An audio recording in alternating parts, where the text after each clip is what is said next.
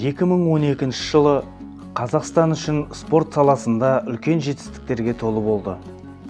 Лондон Олимпиадасында Қазақстан құрамасы 7 алтын алып, жалпы командалық есепте 12-ші орынға ие болды. Осы жылдың ең маңызды саяси оқиғасы Қазақстан 2050 стратегиясы болды. 15 қаңтар күні өткен кезектен тыс парламент сайлау нәтижесінде еліміздің заң шығарушы органы көп партиялы атанды. Қазақстан 2050 стратегиясы 2012 жылы желтоқсанда мемлекет басшысының ел халқына жолдауында таныстырылды. Оның басты мақсаты мықты мемлекеттің, дамыған экономиканың және жалпыға ортақ еңбектің негізінде берекелі қоғам құру. Қазақстанның әлемнің ең дамыған 30 елінің қатарында болуы. 2013 жылы әділет және руханият партиялары бірігіп, жаңа бір саяси партия құрды және оның аты Бірлік болып аталды. 30 мамырда елбасы Нұрсұлтан Назарбаев Қазақстан Республикасының жасыл экономикаға көшу жөнінде тұжырымдама туралы жарлығы шықты. 2013 жылы Экспо 2017 өткізу құқығын алдық. 2014 жылы 17 қаңтарда елбасы Нұрсұлтан Әбішұлы Назарбаев Қазақстан жолы 2050 бір мақсат, бір мүдде, бір болашақ атты Қазақстан халыққа арнаған жолдауын жариялады. Осы жылы ұлттық мұражай ашылды. Тәуелсіз Қазақстанның тарихындағы тағы бір елеулі оқиға елімізге қатысты дүниежүзілік сауда ұйымына кіру туралы шешім қабылданды. 29 мамыр күні елордадағы Тәуелсіздік сарайында Қазақстан, Ресей, Беларусь мемлекеттерінің басшылары Евразиялық экономикалық одақ құру шартына қол қойып, тарихи құжатты бекітті. 2014 жылдың ең негізгі саяси оқиғасы атанған Нұрлы жол болашаққа бастар жол атты жолдау жарияланды.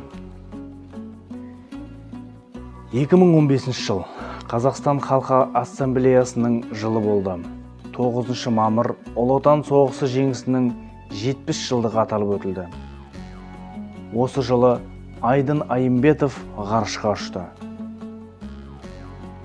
Осы жылы Қазақ хандығына 550 жыл болды.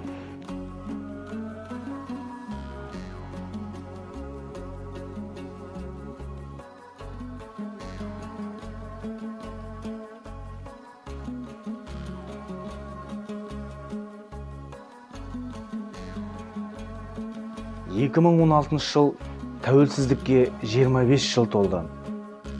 Осы жылы ұлт азаттық көтеріліске 100 жыл толды. Көрнекті қазақ педагогі ағартушысы Ыбырай Алтынсариннің туылғанына 175 жыл болды. Рио Олимпиадасында 3 алтын, 5 күміс, 9 қола алып, ел спорты тарихында жүлделер саны жөнінен рекордтық көрсеткішке қол жеткізді. 2017 жыл рухани жаңғыру бағдарламасы болды.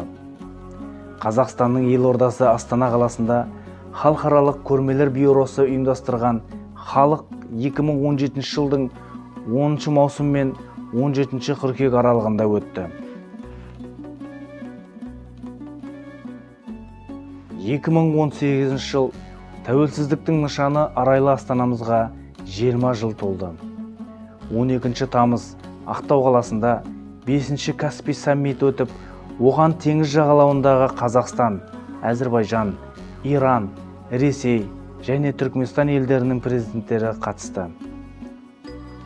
2018 жылдың 1 қаңтарынан бастап Қазақстан Біріккен ұлттар ұйымының қауіпсіздік кеңесіне төрағалық етті.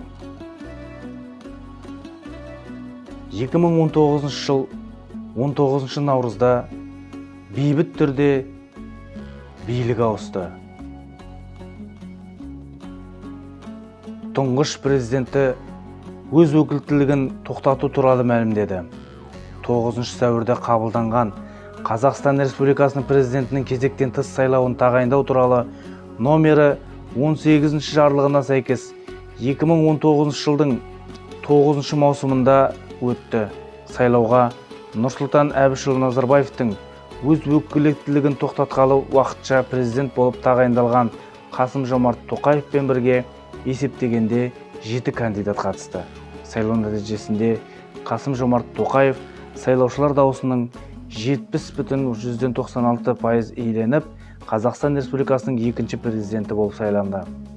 2019 жылы 20 наурызда Қазақстанның жаңа президенті Қасым-Жомарт Тоқаев қаланың атын экс-президент Нұрсұлтан Назарбаевтың құрметіне Нұр-Сұлтан деп өзгертуге бұйрық берді. 2 қыркүйекте Қазақстан президенті Қасым-Жомарт Тоқаев сындарлы қоғамдық диалог Қазақстанның тұрақтылығы мен өркендеуінің негізі деген тақырыппен халыққа жолдау жасады.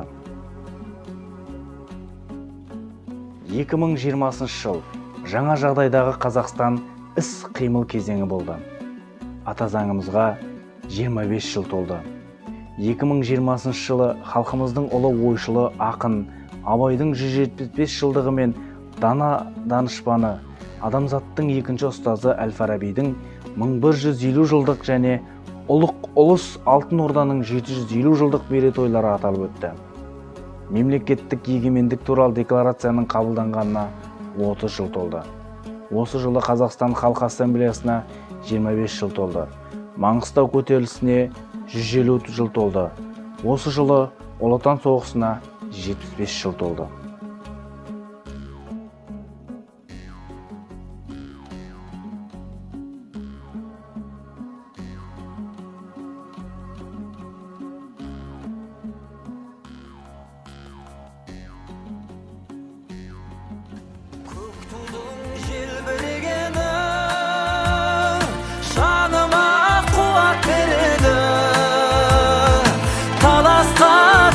Жан мен ту, жан емес маған керегі, көк тудың желбірегені.